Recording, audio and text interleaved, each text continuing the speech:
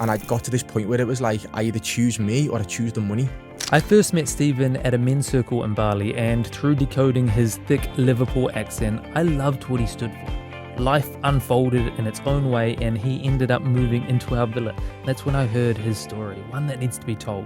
From a childhood described by his psychiatrist as a horror movie to becoming living proof that hell does not have to be your final chapter. Stephen turned trauma and addiction into fuel. He had a 7-figure offer on the table, but rather using that to measure his worth, he chose a path to build it from within instead, and now shows others how to rewrite their story to save themselves. This episode is for you if you've ever felt trapped by your past, defined by pain, or unsure how to rebuild your self-worth. Through Stephen's raw journey from trauma and self-neglect to self-love and purpose, you'll uncover powerful truths and practical shifts to help you rewrite your own story. And I just thought to myself, if I commit to this, I'm going to lose myself even further than what I'm already lost.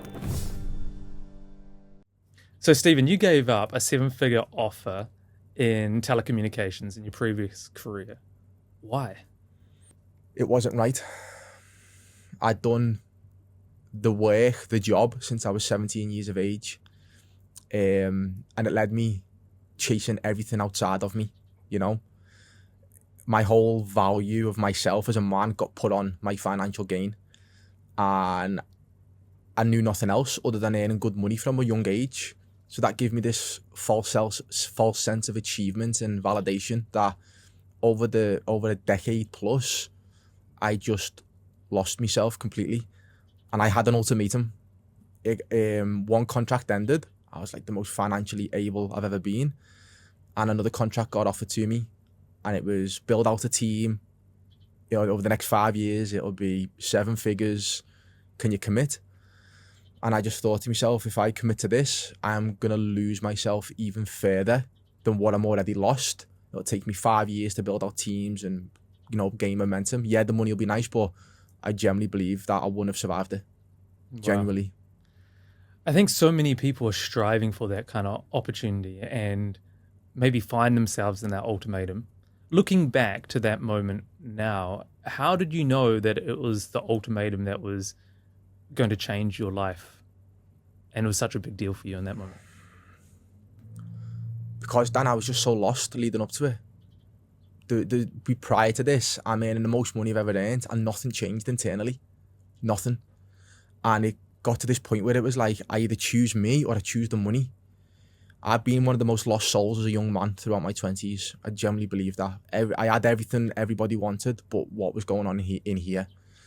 So when I kind of feel like how he articulated the question too, was he kind of like made the decision for me. He was like, I need you to build out a team. The money's here. It's all yours. And he was like, again, bigging up my ability in the space. He was like, yeah, we know how good you are. It's all yours. Here you go. And again, like I had this internal disconnection. And I was like, I just can't do it. I physically can't do it to myself. For the first time ever, I said I have to choose myself over what somebody else thinks is deemed successful, because I've got it right now. Was I a millionaire? No. Was I very wealthy? Well off? Yeah, I was. And I was like, but I've got it. So what do we need more of it for? Because what I've chased the past 2-3 years isn't working. So why would it work with more effort, more energy, more bandwidth? So what was missing? Big question, brother. What was missing? My soul, purpose, alignment, ambition, health, mental health, relationship with somebody else and myself, understanding, self-awareness. I had everything external, but all what was inside, I was just dead. I was soulless. Really was soulless. What are the symptoms? Wow. Chronic back pain, internal agitation, crying, tears, multiple breakdowns, couldn't find space in life, ADHD, post-traumatic stress disorder, ADD. The list goes on. Constantly spending for validation, clothes, watches, ordering a new car. If you want to count them as symptoms, it was. Just the continuous pursuit of instant gratification, which just made the internal hole even bigger. And my wealth and my health was just completely broken. Like health now is one of my biggest alignments and values, and just wasn't there. Body image, how I see myself, what I thought of myself. Yeah, I think there's so many people that go through that scenario of really wanting to achieve through ambition, through this idealistic version of success that society puts on us, especially as men, as providers, and go out, hustle, grind, make the money, and realize that it never filled what it is that we really needed within. Right? I admire that, and maybe it wasn't vulnerability in your case, but for a lot of hardened strength men to break down and cry and to feel it for the first time. Like, I know that for me, that was the first big breakthrough. What did that then open up for you? Because was it the moment of realizing that it would cost you so much inside, or was it then the moment of being given maybe what it is that you've always dreamt of to realize this is not leading me any further? I think it was the understanding is that I'm a human being and not this man society portrays to be. You know, the ego, like everything, I say it all the time, everything you believe you wanted, I had. So when I finally realized I was a human being with feelings and I could cry and I had all these emotions, which also led me down a road of guilt as well, of like, oh my God, I'm a man. Why am I crying so much? I'm not meant to cry, you know? I felt guilty for feeling the way I did.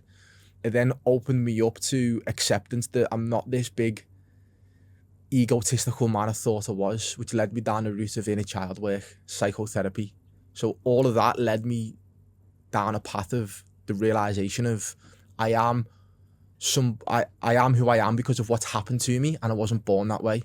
So it was the realization I wasn't broken. I was just made up of very unfortunate events what happened to me as a child. So it made me realize that, okay, maybe I'm not broken. Maybe I can fix this. Maybe I'm just like being put together, but by like bad glue, you know, like I've been constructed through unfortunate events is what happened to me. And that led me down a road of acceptance that, okay, I may actually not be the broken man I thought I am. And maybe I am just a human being who's been through certain events, what has led to the man I am today. And that was the road where it all opened up for me. I love that self-acceptance that you bring into that moment.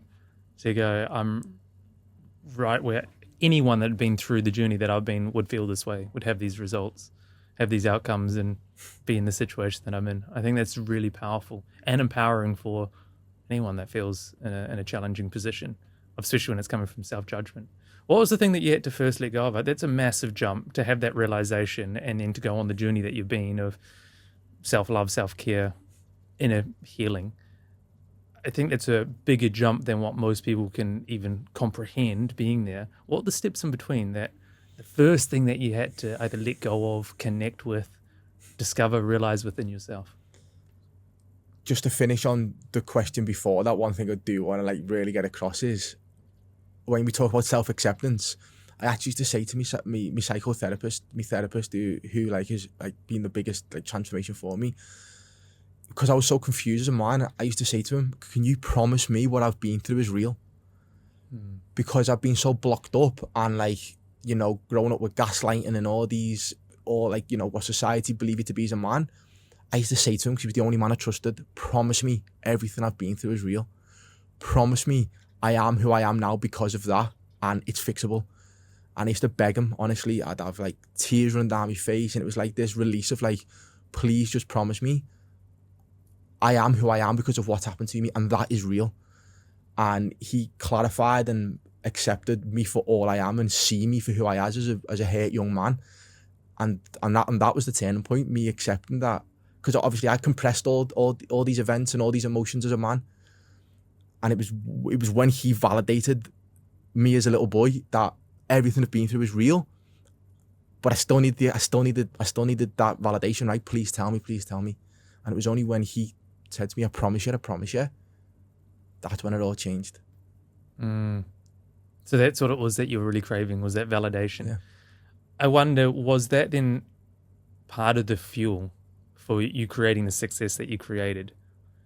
One of the themes, and maybe you've noticed it with the clients and the people that you work with, I certainly have noticed it within myself, the theme of really this ambition to come through, almost abandoning and neglecting myself in the pursuit of success in the eyes of others, just to feel like I mattered, to feel validated, to feel like I mattered in the world. Has it been a theme through your journey as well? 100%. Me just being accepted for a hurt young boy, and not this athlete or identity I carry, this egotistical man. 100%. It was again, I'll come back to the point where I was saying to my therapist, like, just please tell me that all this isn't made up and I'm not living in this like fantasy land, that everything what's happened to me is real. Then I thought I was broken, mate. Like I remember like booking an appointment with a London cardiologist because my heart rate was so high due to anxiety. I genuinely thought I was broken. I genuinely thought I was born differently. Saying that back now, how crazy is that? I genuinely thought I was born differently because of what I was made to believe by, to be honest with you, the people who should have loved me most. So I went on this, like, I'm only 21, 22, 23 at this stage, mate, but like I'm in silence, like terrified that I was born differently. My life's going to be this certain way forever. So I say to me post all the time, you are not broken, because I genuinely believed I was broken. So the validation I needed was the validation I wasn't broken. You know, somebody who was an expert in his field to tell me, no, you're not broken. Everything you've been through is real. I'll validate you and we can get through this. And that was when I really started to believe, because without belief, there was no chance. I genuinely thought I'd never be able to live a normal life. So that's what led me down the road now of telling men you are not broken, because external success will only take us so far, and it'll actually give us a bigger hole internally, because we want to look happy or successful to the outside world, but we have to validate ourselves. We have to. I love that. When somebody else can validate us for who it is that we are, and over time, then we start believing in ourselves, and then we're enabled to then, this must be one of my favorite frameworks, is around self-acknowledgements. And it's a form of validation, also acknowledging who it is that we are, who it is that we're becoming, so we can start filling our own cup and go out into the world on the offensive rather than on the defensive all the time and trying to hold up who it is that we want others to see. We can just see ourselves in our own light. I love it. What an incredible piece to be learning and then now offering the people that you work with. So you're in this moment where you got the ultimatum, 7 figures, couldn't do it, turned it down. What did you choose instead in that moment? Fly to Bali. Yeah. So that's a big move. That was the first time I come to Bali. When I made the decision, I wasn't gonna. So I didn't make the decision there and then. I flew to Bali, December 2023. I just got out of back pain, and I started again because I believed I was so broken. I believed my only way of life was the way I was living. Back pain, mental health, suicide ideation, alcohol, drugs, etc. All these years, I thought that was like a default life for me. And in December 2020, whatever it was, in December, I started like getting this new inkling of life. So I actually flew to Bali, and I was like, I'm gonna have to make a decision. If you're finding value in this story, I'd love to invite you to hit the subscribe button below. You'll be the first to receive content just like this, honest, relevant, and here to support you on your journey. With every like and every follow, together we're succeeding in our mission and reconnecting the world with what matters most. And that is, of course, each other. Thank you so much. So at the time of recording that's less than 2 years ago. This transformation is incredibly quick. Yeah. Like the story that you've shared both here already and personally off the podcast, what a massive transformation. Is Bali the savior, or what is it that you did to create such a transformation so quickly? No, I saved myself. It was, you can underestimate what you can do in a year when you have the right input, right? I just come so self-obsessed with internal validation and how I'm feeling. I went through a filtering out process. I got coaches. The real transformation has happened over like 5 years, right? I've been on this journey a long time, psychotherapy and stuff. But the last 2 years has been like the biggest, because obviously the first 3 years you need to offload the emotion, you need to offload the baggage, you need to become emotionally aware before you do anything. It was the fact I just went all in on myself. I didn't care about what anybody thought of me. I don't care about what other people think I should be or what other people think I should be doing. And I'm still doing it now, just going all in on myself, and just realizing that you don't know what the future holds, but the universe gives you little inklings that it's going to be okay. It's going to be okay. And just these little things just kept coming, sharing my story. And you know what? Just being true to myself, alignment, finding my purpose, not living for what other people think I should be doing.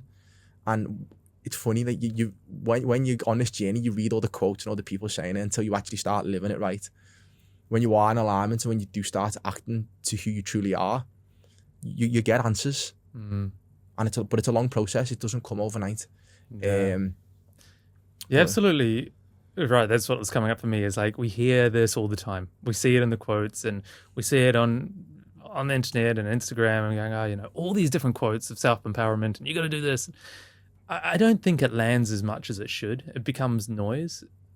What would your insight be for someone that's listening to this to go, how do we take it from ideologically, if that's a word, whatever the word is, from going, okay, yeah, that makes sense, to, that actually lands now, makes sense, and I'm going to go on the journey.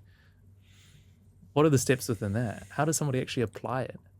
Well, one thing I do want to get across to this world, and I will continue to preach, is 95% of these quotes, mate, didn't ever resonate with me. So it led me down a road of feeling like I was more broken. Like when you see all these big men screaming at cameras, we outwork everybody, it makes you feel less of a man, right?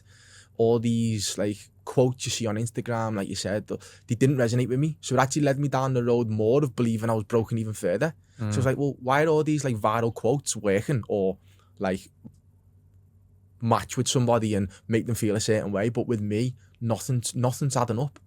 So then it led me down the road of, well, if it's working for them and not for me, well, I'm definitely broken again.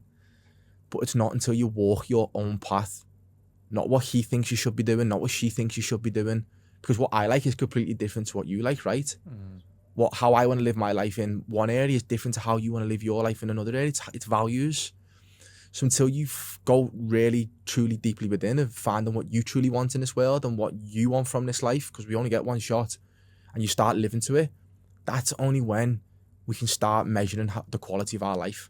Because if you continue to go on the journey of living your life for other people, then you're always going to be comparing your success to what their success is, and they could be living in alignment, and you're not.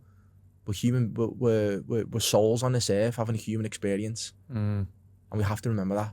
I love the flip that the consistent narrative you bring to this conversation is the flip from the self-abandonment or neglect or the impressing others or what you think you should be, and it's all according to everyone else in the external world and societal, culture, or whatever it is, to flip going, what's important to me? Who is it that I am? How can I take care of myself? It's the whole self-love and coming from that place, which I think is beautiful. That's the whole mission of Reconnect You and the work that we're doing here. Chasing that purpose, and I'm totally on board, and I agree with that. We need to be living in what's meaningful and purposeful to us. One of the things I've noticed is it's really hard to connect with that until we connect back with ourselves and our emotions, and that's what you mentioned before, is going and feeling those emotions. How did you go through that process? I know, like, it sounds like you've had a lot of help. What was it that you had to do within yourself to allow yourself to go through that process? Big question. Again, realizing I wasn't a robot. I have had a lot of help, and I've been very lucky to be able to financially afford a world-class team. I have been very lucky, and I know that. But by going inside and realizing we're adults living an experience from our childhood has been the biggest one, that we're all just hurt and broken children having an adult experience. So it wasn't until I went and relived what happened to me as a child, and not just a child, a young man. Like, I only realistically got in touch with my emotions. I was crying throughout my 20s, but I thought that was the alcohol and drugs. But what I realized is I'm just a hurt man from what happened to him as a little boy. So to truly understand that is what really made me truly go inside. You know, my psychotherapist always says to me all the time, the little boy isn't in control no more. Grab his hand, tell him it's going to be okay. And what does the adult you want? Because the little boy in you is just going to want comfort, security, and want validating right. So hold his hand and walk this universe with him. and give them what you both want now. And that's what I've been doing ever since. What do I want as an adult? How powerful do I want my life? Relationships, fitness, health, money, energy, bandwidth, focus, whatever it may be. That's always in the back of my mind. If it was up to the little boy, what would happen? Well, he'd lie in bed and he'd think life wasn't good enough to him. But what do I want now? And I've got to thank all the pain for that. I love that the themes of the inner child work. I know some people don't like the whole idea or the concept of inner child work. The way that I look at it is just like that little boy inside of me. I feel like he's my guide on how it is that I need to be navigating my life. So I think I've got me, which is my vessel. It's always me. And then I got myself.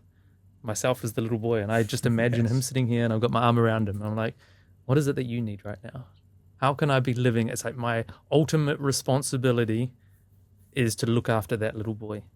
And the reason why this helps me is because coming from a people pleaser, caretaking kind of personality myself, I'm like, well, if I can't do it for me, I'll do it for myself, which is the little boy. He needs the validation. He needs to know that he's looked after. He needs to know that he's safe and he's secure. And I take him, all right, come on, buddy, let's go. And it just like warms my heart to know like I'm acting in a way that would make him proud. Not anyone else, just him. And just that completes the loop. It completes the healing loop. And I keep coming back to that as often as I possibly can. And the cool thing about that is just that imagination, and whether it's just like right now, I can just imagine him. He's just sitting here with me. It wasn't always that way. But we can do it through meditation and just sitting in a quiet spot and ask him, what is it that you need right now? What do you need to share? What do you need me to hear? And I think the power of that is really great because, fortunately enough, I've had the funds, not to begin, well, I always had the funds, but not always the self-trust to invest into my own personal development.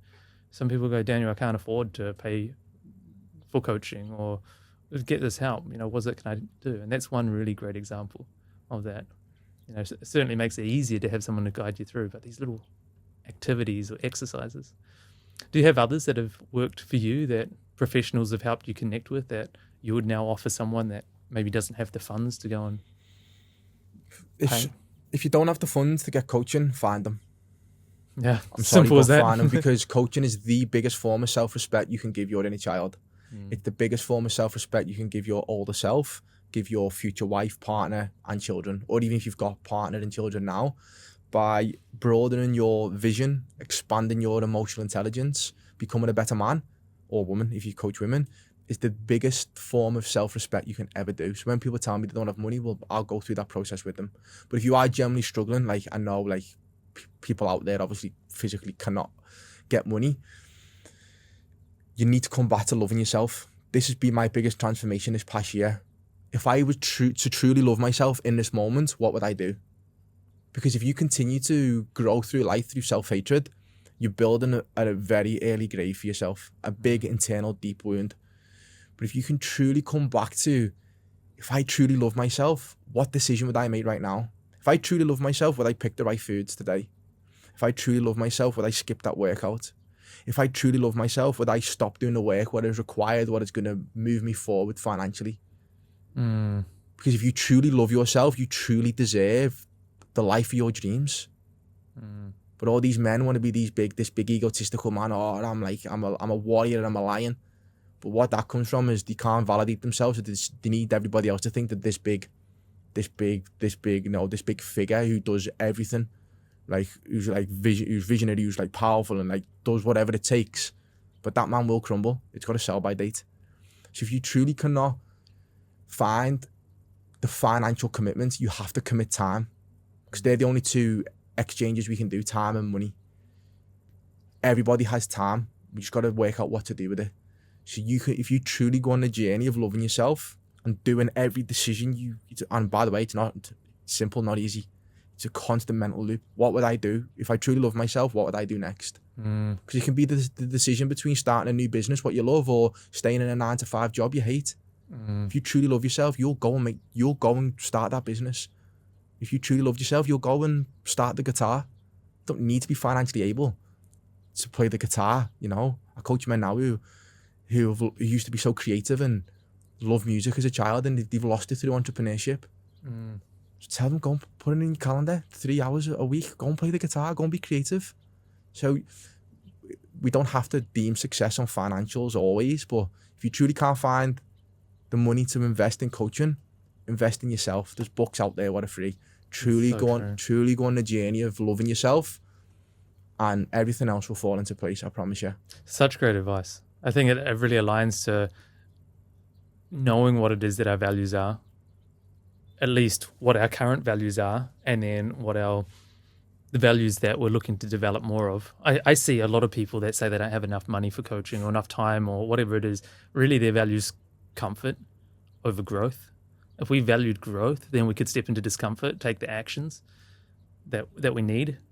But I think even before taking the actions, it's like what you're saying is going, well, if we really valued self-care and self-love, then we could start developing the self-worth that would give us the self-respect and enough respect to go and do what it is that we need to do to become who it is that we are. Well, then it wouldn't be a problem anymore. But if we got the value of self-love, that would then give us the priorities, a prioritization in self to go and prioritize what it is that we need to do, prioritize the money that we need to invest. It's incredible how many people are prioritizing just junk food, alcohol, cigarettes, shit that doesn't matter. They go and spend money on Netflix, a subscription Netflix, then a subscription on some personal development, like weekly thing. It's incredible, isn't it? And I think this is really, it's pivotal advice because no one, sure, there's a lot of people in the world that have really got nothing, but anyone that's listening to this podcast is at least an internet connection. So then they should have the funds to do something. 90% of this world can go on the internet and get a credit card or a loan.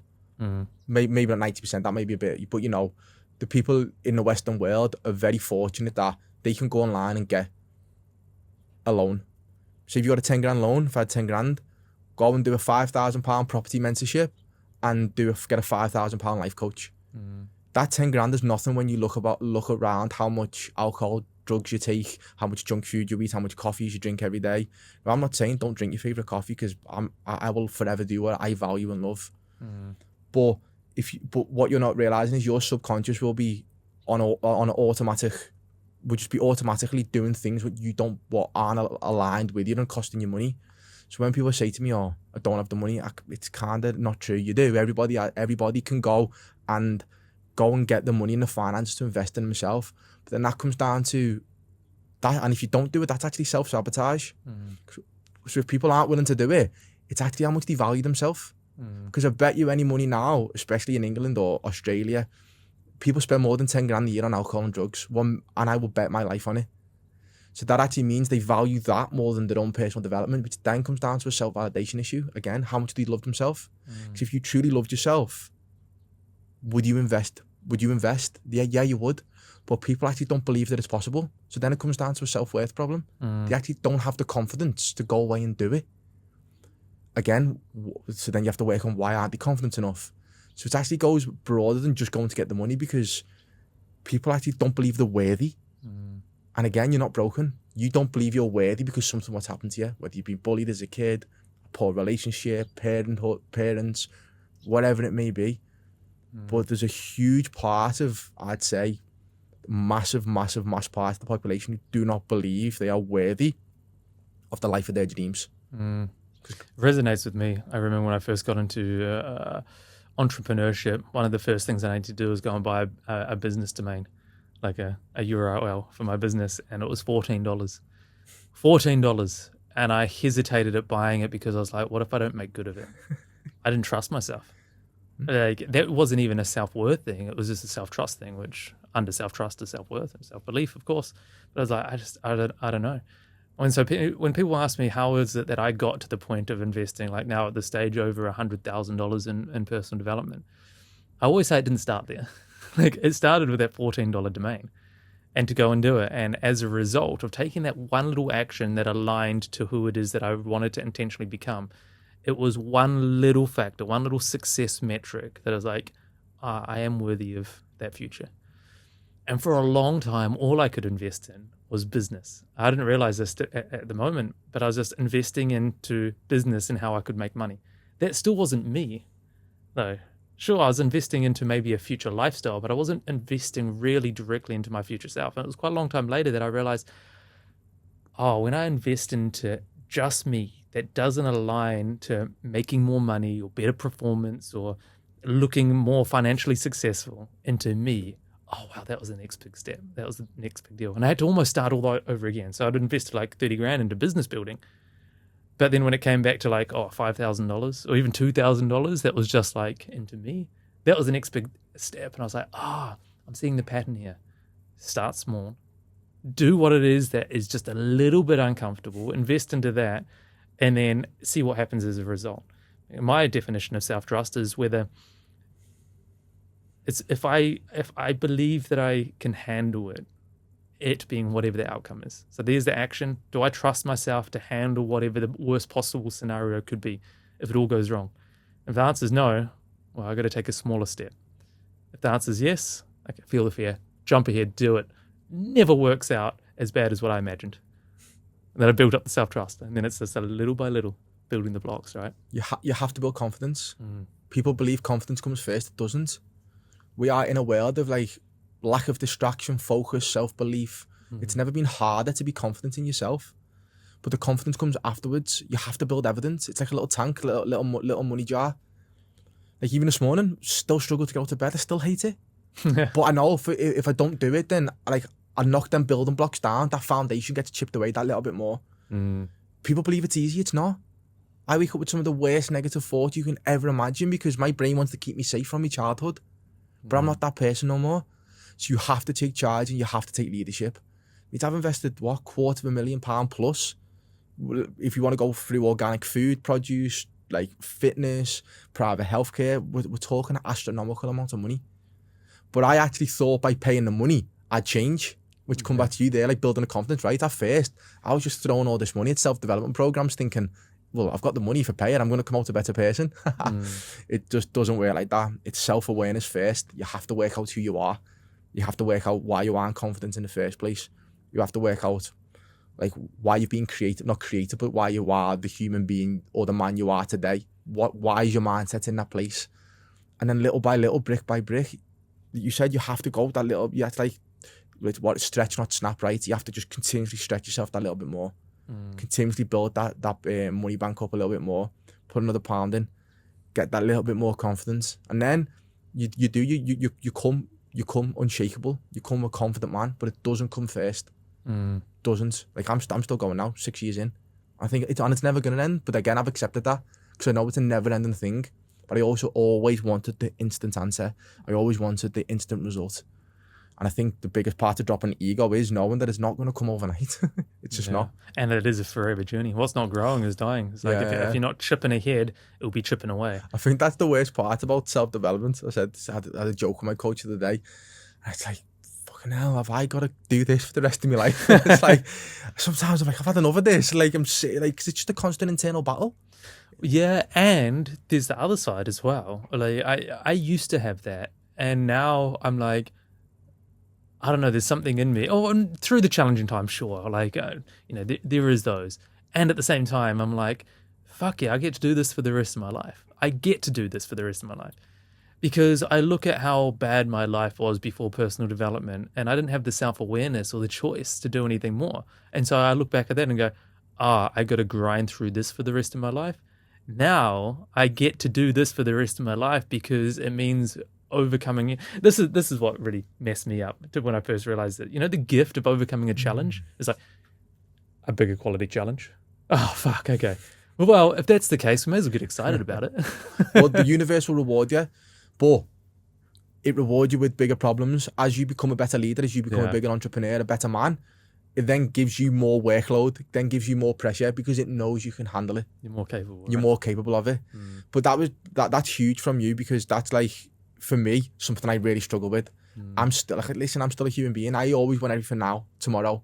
I'm still struggling with, we call it the gap in the gain. But when you measure forward, when you measure where you're not, that like triggers cortisol, right? Stress hormone. because you're always measuring about who you should be and what you should have. But like you just said there, if you start measuring in the gain from who you was a year ago, you become proud of yourself, which releases the dopamine and the chemicals, the adrenaline. So then you're in a better energetic and internal state.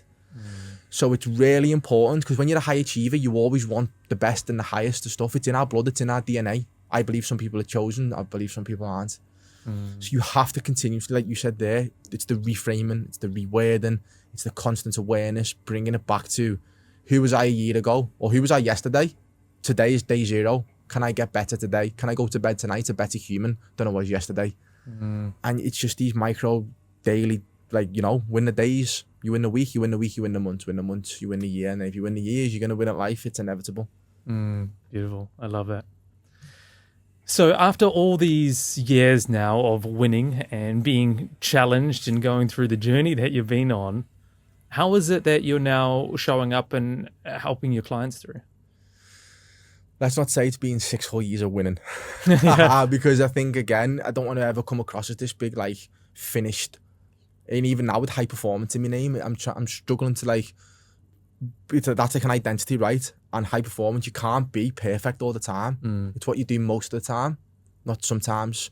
So it's not been 6 years of pure winning, but am I a completely different human being to 6 years ago? 100%.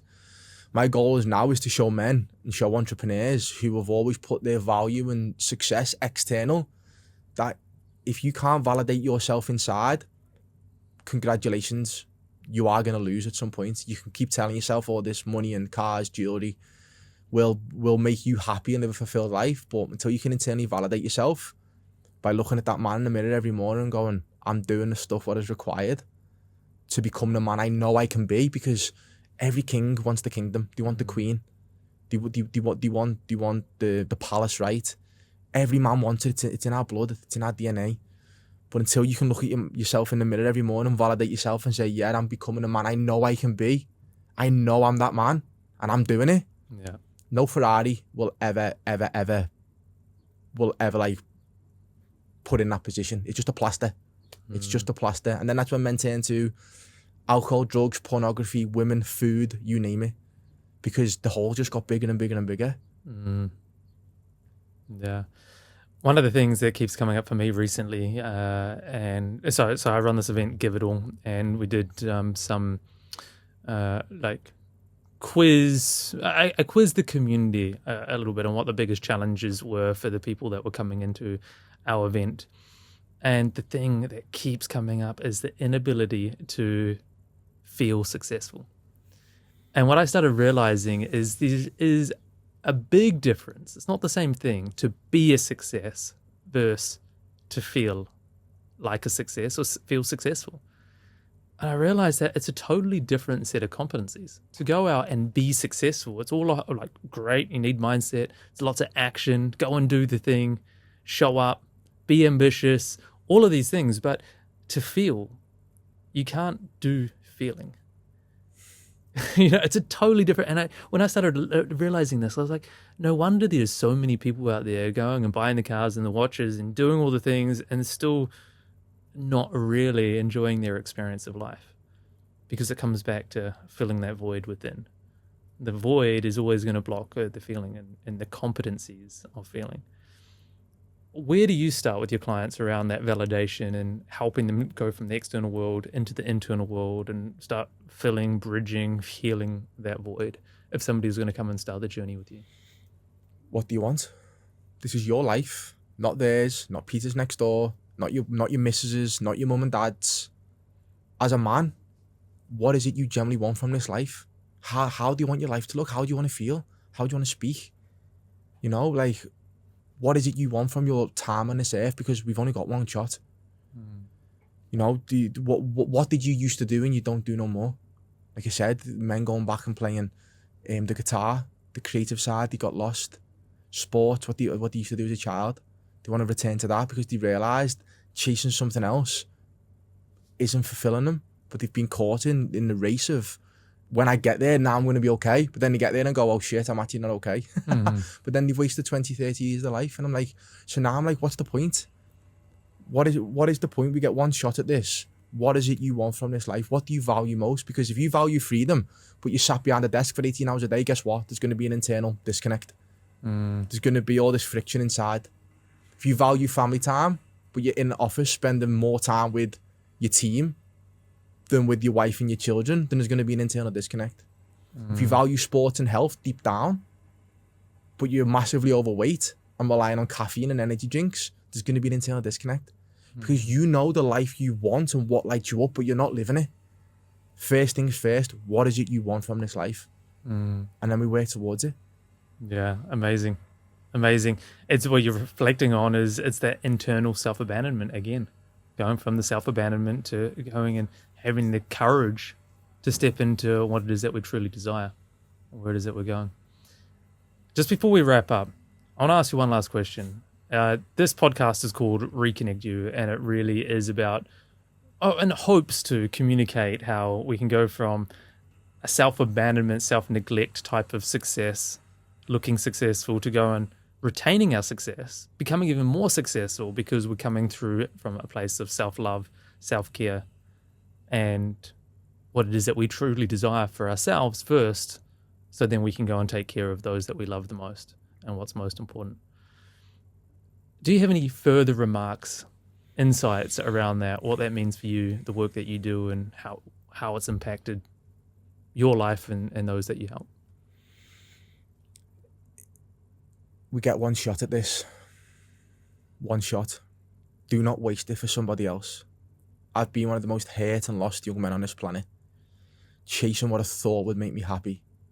Living with generational trauma. Carrying baggage of a life I was born into, or obviously I didn't want. Because when I was born, I wasn't stamped with, right, this is your life. I was born into generations of hurt and pain. We can't change that. All people around us are doing is doing the best with what they've got. We can't keep blaming. We're all just human beings having this experience, trying to work it out. Life doesn't come with a manual. So please, please, please realise you've got to forgive. We can't stay in the past. But what we can do is we can create our own future.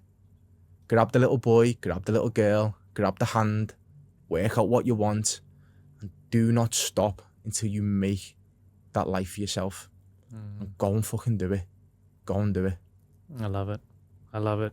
Anyone that's listening to this podcast, I've already got the self-awareness that they know they need to hear this message. It's there. Now it's a matter of taking the responsibility, or taking courage to take the responsibility to make that change. Get help, reach out. Like, we live in a world where there's coaches everywhere. Like, there will be, the best thing about coaching is if you can find a coach who cares about you and has been through what you've been through, transformation is pretty much nailed on. Because you think you're broken. So you need to get around people who've been through what you've been through, because what you've been through and what I've been through are two completely different things. Say you've had really poor relationships. I haven't. So what's made you feel disconnected as a man compared to what I went through as a child? We are on completely different levels of disconnection and self-awareness. So stop listening to what society think you should do. Figure out why you are the way you are. Like, why you hurt, why you're feeling all this procrastination, why you're feeling all these internal emotions, what is stopping you and blocking you from the life, what you know you deserve to be living, and realise you are your greatest asset. Self-development is not just for you, it's for your children, for your partner, for your family. Because as you get better, you then give people permission around you to get better too. So then they grow with you, and it's like your life's like a blossoming flower. Realise that you are your biggest asset, and whatever it takes, because even if you lose money, so fucking what? Like, you'll earn it back. Just a flow of energy, the biggest thing I've earned. Yeah. I live a great life. I spend a load. I live a beautiful life because I know I'm going to earn it back. Yeah. But people like so jarred up and like a stone and a rock, or like tensed up around money. What's the point? That's a reflection of your internal state. If you've got the awareness but can't act, integration's the only thing that's going to make you change, because we all want it. It's all up here. We can all read the self-help books. We can all go on Instagram and see the inspirational quote. You're like, yeah, I'm going to do that. But you're not. Because if you were going to do it, you would have done it by now. Drop the ego. Drop the walls. Go and find a coach or help, whatever you're at in life. And just realise that a better life's on the other side waiting for you. Just go and do it. Grab it by the scruff of the neck. I love that. There's so many coaches in the world right now. I believe that we can do more. I think, like I've got a coach for every aspect of my life, not all at once, but 5, 6 coaches across all the different areas, and finding the person that I resonate with in the area and the direction that I want to go with, that has lived the experience that I've lived and can help me validate that. It's the most powerful thing I think I've ever done. That was the only time I changed, Dan. It was the moment I realised that I wasn't broken. Psychiatrists failed. I was going to say they failed, but then that's not fair because they never meant to hurt me. But I was going into a psychiatry room and you would just tell me again. And I was like, fuck off. Someone like me, I can't keep going over my story over and over again. I've just lived a childhood of reliving it every day in my life. Like, I've got myself in this mental state because I keep reliving it. Kept telling me to relive it. But again, that was all up here. They wanted me to speak from here until I found somebody who made me speak from here. Who understood me, who allowed me to be myself, who allowed me to express why I felt worthless, why I didn't have confidence, why I lost myself, why I felt soulless. And that's because he resonated with me, because he knew who I was. He seen me. He seen the little boy. So there's help. We live in a world where help is out there to whether it's you need a therapist help or you want to go and get help to progress you forward. Because not everybody needs what I needed, right? Not everybody needs what you need. Yeah. But it is out there, and I'm just so passionate about life now and fixing all these issues I've had and living life to the highest of quality, and I just won't stop until I get there. One of the things that I have such admiration for, and being around you and seeing you in a personal sense, is your sense of gratitude to the little things. It really shines through. And, thank you, brother. And I really love that. It means a lot. For anyone that is listening into your story, wants to hear more about you, maybe connect, where would you best direct them to?